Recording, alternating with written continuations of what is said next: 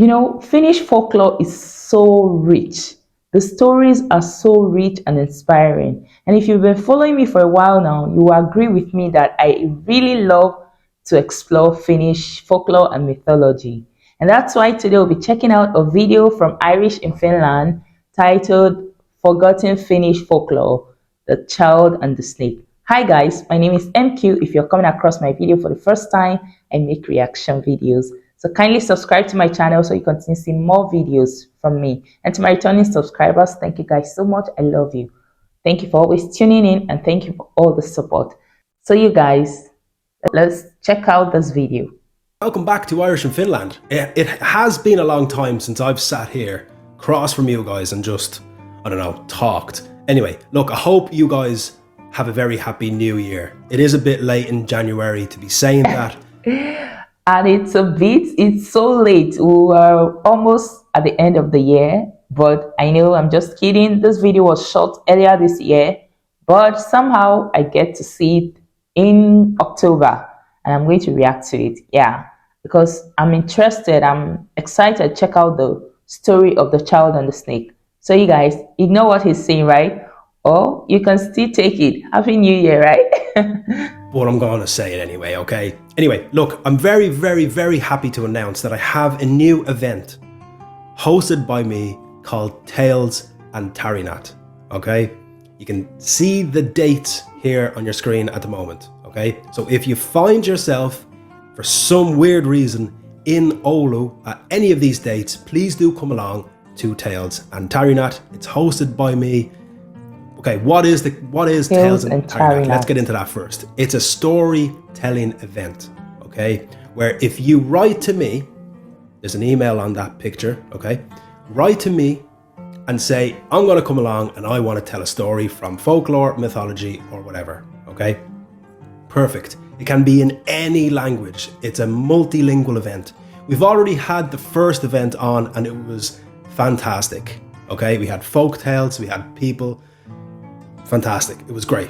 Okay. Now, along with that, I wanted to do something on my channel where instead of me just making a long form video like every 3 weeks or every 2 weeks, I want something that I can bring out to you guys and interact with you guys who are watching this video every week. Because I did used to make a video every week.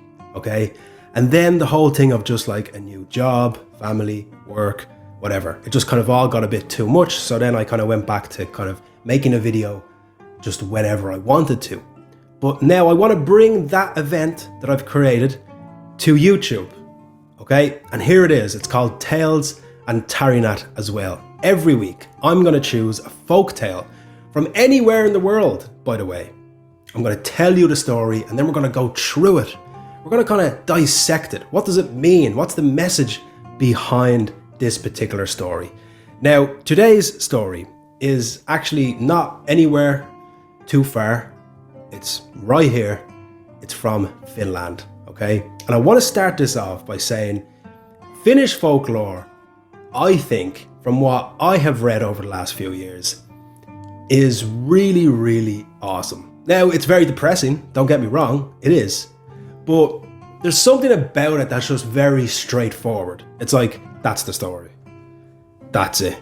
And sometimes there's not really a hidden message or something behind it. It's just, there it is. And I think this particular story is perfect. So this particular tale is called The Child and the Snake. And just like I talked about before, I think this is the perfect Finnish folktale. So there once was a child who every afternoon would get a bowl of bread and a cup of milk from her mother. She would take these two things out to the yard and have them there. Now, when she sat down, there was a crevice on the ground and out would appear a snake. Now, she wasn't frightened by this snake. She actually really liked it because over the next coming days and weeks, the snake would appear again and again and again. Now, there was one time when the snake didn't appear, and it actually made the little girl upset. She cried out for the snake, and the snake came. Are you kidding me? The child must be really brave. Like she wasn't really scared. She wasn't scared at all seeing the snake. And when she didn't see the snake. Instead of being happy, she cried out. Wow, There interesting. was one day when the child realized that, hey, hold on, the snake isn't eating any bread, only drinking milk. So the child lightly tapped the snake on the head with a spoon. Now, the mother was walking by and she seen this happening. She thought the snake was attacking the child. So she ran over and she killed the snake. Now, Ooh. this made the little girl completely inconsolable. In fact, over the next few days, the mother realized that the child was withering away. Because over the last few weeks and months, the child had actually grown tall and stronger since the snake was Wow. having her meal with her. Then one day, her mother went to her bedroom and the girl had passed away. If that Wow. There must be some connection between the child and the snake, right? This is getting more and more interesting. I can't wait to listen to it. if that's your first time hearing Finnish folklore, it doesn't really get any better, really. That's welcome to Finnish folklore. So guys, from what I can tell from that particular tale is the emphasis on the snake itself, okay? And the attitude towards snakes in the peasant society was kind of twofold, okay? So on one hand, the snake was seen as a fearsome threat, like it should be. But then on the second hand, it's kind of like the snake was like a guardian, okay? It was a guardian securing the success of a house. Now, according to folklore, the snake had otherworldly powers. So the snake and its parts were believed to act as a powerful medicinal substances. The snake's spine helped with stinging and colds, its fat relieved aches and pains, its skin healed shingles and abscesses, and its teeth and the bones of its head were suitable as different kinds of magical charms. If you wanted to use snakes for medicine during the coming winter, according to an old myth, you had to catch them in September. The power of the snake was believed to improve the efficiency of traps and weapons and protect a child lying in a cradle from the neighbour's evil eye. If you killed a snake with a frog or a bird in its mouth and managed to separate them, you were endowed with the power of a healer. If you snatched a stalk of grass from the mouth of a swimming snake, this guaranteed a sure victory if you were taken to court. It was also believed that a snake could be used to do damage by summoning a bear to attack a neighbour's livestock. The snake was also used for reading omens. Its appearance in the yard meant death, and seeing it in a dream was also a bad omen. Snakes were also believed to guard buried treasures and act as familiar spirits for seers. The storytelling traditions of Eastern Finland and Karelia in particular feature the practice of keeping pet snakes, which probably came from Baltic countries as well. This tradition is particularly linked to dairy farming, livestock welfare and productivity. The role of the fed snake was also related to securing the house's success and good crop. Pet snakes were fed with freshly drawn cow's milk. If a pet snake was killed, it was believed that this would lead to the loss of good fortune with livestock and the death of the best cow on the farm. And then those pesky Christians came along and they ruined everything for everybody. Absolutely ruined it all for us because they You said pesky Christians. They came and ruined everything. That sounds funny. turned the snake into a devil pet. They made sure that you knew that, hey, you see that thing on the ground there slithering around? It's the devil. That's the devil. Okay? Because Yes, same thing here in Nigeria. We attach snakes to evil spirits. Like we see snakes as being evil. You get? We don't like to see snakes. Snakes are like bad omen. Yeah. with the advent of Christianity, the snake was considered the devil's creation and the most deceitful of all animals on earth.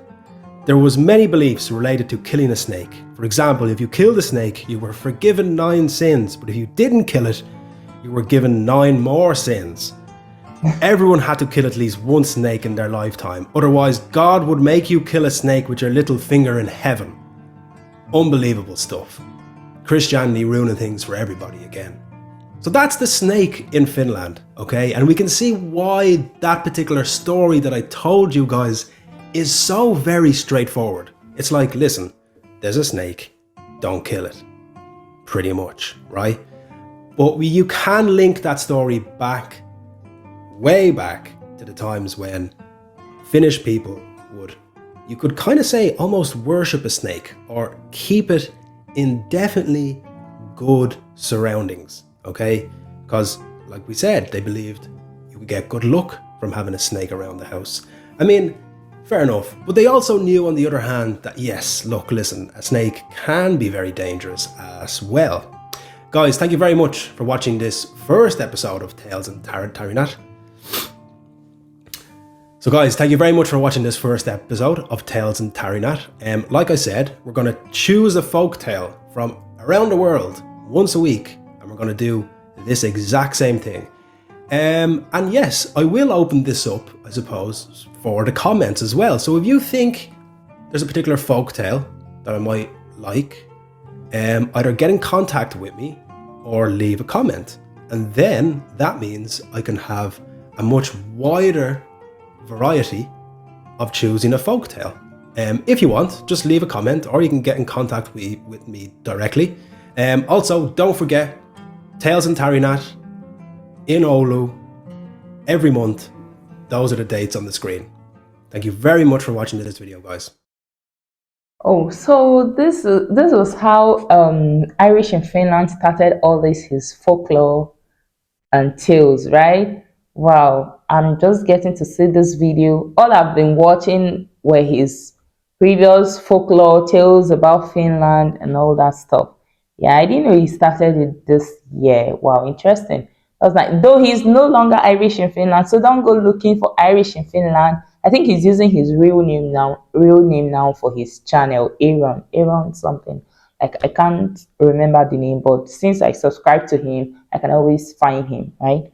So thank you guys for watching. But hey, you guys, the story kind of seemed incomplete to me, because I was hoping to hear why the child died after the mom killed the snake.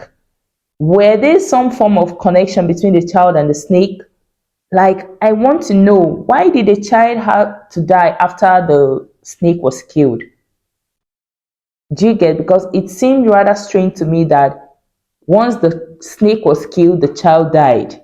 Was there some form of connection between the child and the snake? You guys, let me know in the comment. I was hoping to hear it. I was hoping to hear it from Irish in Finland, but he didn't say. Apparently, that was where the story ended. The story seemed incomplete to me. So you guys, help me out. The story was really interesting. I wanted to know how everything ended, but unfortunately, that was all he had for us. So you guys, help me out. Thank you guys for watching. I'll see you in my next video. Bye.